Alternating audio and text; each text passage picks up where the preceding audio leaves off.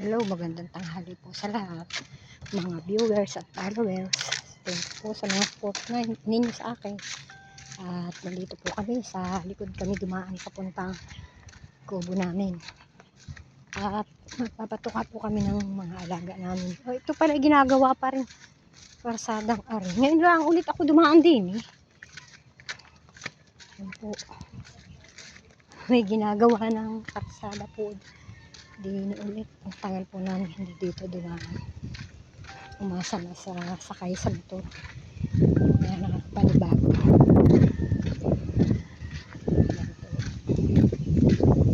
May bako. Bako ba?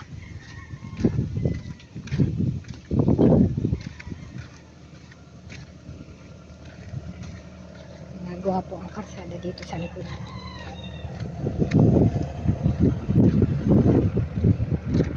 Madami na po ngayong malalapit na daan.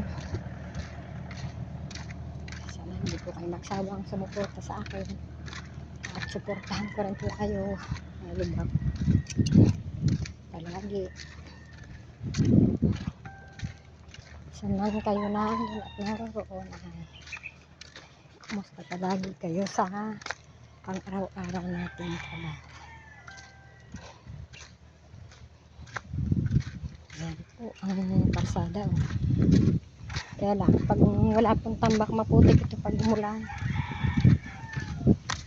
Maputik po itong ganitong lupa pagka yung hindi malapit. Kaya kailangan po dito ay lagyan na din ng panambak para mabilis tumigas ang lalo po tagulan ngayon. Ay,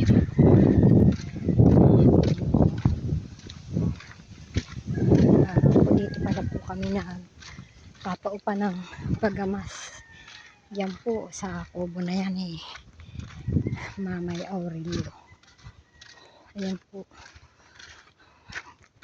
gagamas po kami ng kanyang maisan dito.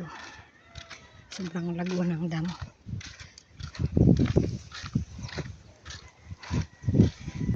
Ang panahon parang hangin. Naalala ko nung ako'y bata pa, ang mga simoy ng hangin ang taas. Kasama-sama po ako ng aking lola sa paghanap ng mga magugulay sa kanyang taniman. Ayan po, ang ganda ng mga damo. Green na gang ang kanyang kulay sa paningin.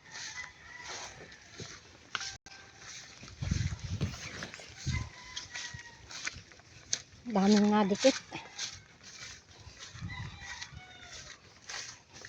Kalaban lang po dito ay yung nadikit sa mga damit. Lalo na pagkuton ang suot mo.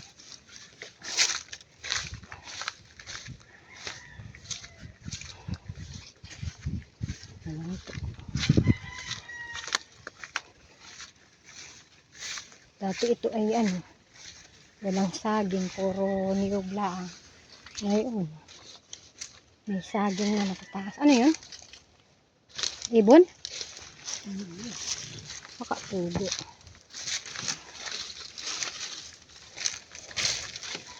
Bukal. Naula ang baga naman dumaan ay.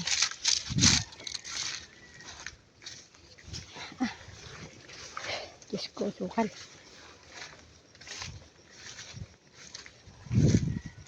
So po, inuulit ko, magandang tanghali po sa lahat.